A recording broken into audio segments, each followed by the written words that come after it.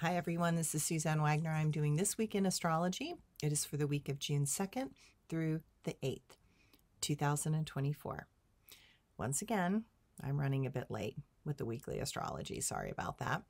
We have had many things needing to be done before it gets too hot here, and when it gets too hot, I won't be able to do them. So I got lots of essential gardening done over the weekend, and I had put off for too long, such as separating irises and redistributing them to new places. It was a lot of hard work, but I have more to go, but it has opened up my garden and it looks much better. But let's get to the astrology for this week. I feel like a cheerleader yelling, "Give me a G, give me an E, give me an M, give me an I, give me an N, give me another I. What does that spell? Gemini." Yes, there is a feeling of excitement, and our curious nature is out in full force. We want to celebrate the freeing of the mind and understanding that we cannot separate ourselves from this world in which we live. We are a part of this world, and it feels as if there is a spark of hope that we might start acting in a more sane manner. Well, there is a long way to go. With the Sun, Jupiter, Mercury, Venus, and the new moon in Gemini, there is an unstoppable force that is awakening and happening, and that is a very good thing.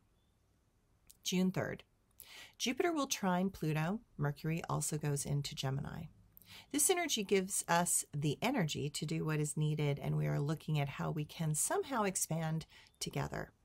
This is a unifying aspect, and that is something we have not seen in years with all the engaging qualities of Gemini. We live in a place where opportunities arise, and we can have growth happen quickly. Pluto is a leopard that cannot change its spots, and it plans to punch through the walls that had seemed to block our path. But now, with it in Aquarius, it sees things for what they are, illusions meant to confuse and stop progress. And Pluto in Aquarius will have none of it. Pluto is going to keep punching holes in that wall that now begins to seem like paper walls made to look solid. The breaking down of these walls, while it will take the rest of this year to do, will be easier than anticipated. Trines are normally positive, and we want to look for how to work together rather than separately. We want to bring out the best in each other, but to do that, we are going to have to first get honest with ourselves. There is a new level of depth being required from each of us before we figure out how to take the next steps. There are new levels of insight that will be powerfully transformative from what we thought we knew to now seeing what we actually knew. They say when the student is ready, the teacher appears. Currently, we feel more ready than ever, and those teachers can be new knowledge, information, insights, or teachings. We really want to remember who and what we are so we can make sense out of all these pieces that are now in our hands. Mercury goes into Gemini, and it is happy because it is in its home sign.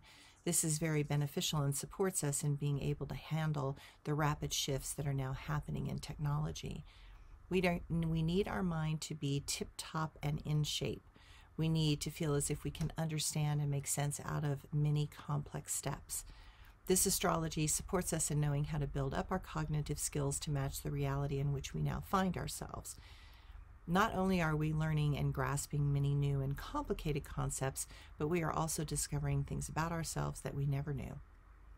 If we allow it, we will see that the narrative that we have been running may not be completely accurate because there were too many parts and pieces that we were unaware of.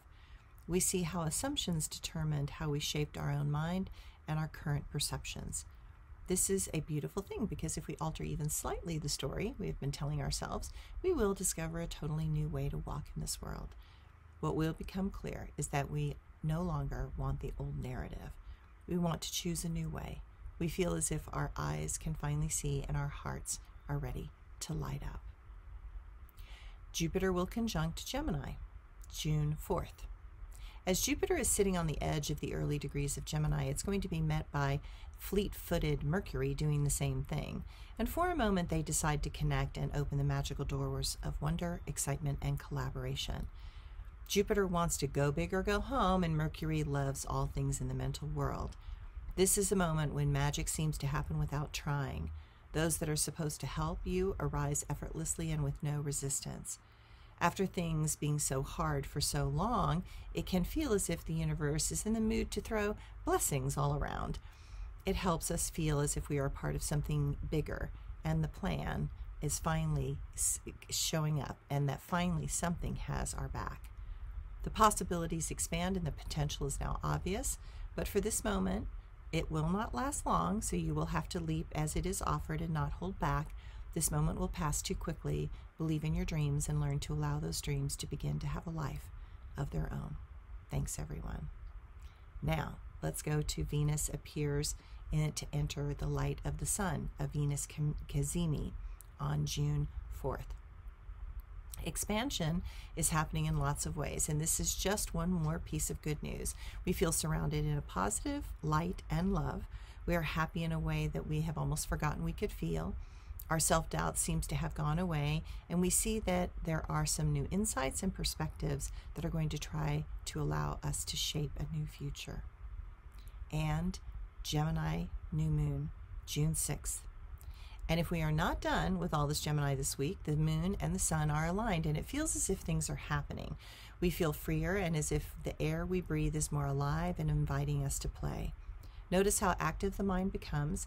Notice that we are looking for some sort of energetic connection that flows gracefully and naturally. An open mind opens your life. Notice the words you use and the magic those words begin to weave. As we weave this new reality, the blinders come off our eyes and the wisdom inside shifts how it wishes to be shared. Those that love to sing need to sing. Those that love to speak cannot hold back from speaking. Those that express emotions through their body are inspired to do that in new ways. Finally, it feels as if there are new doors being offered for us to move into.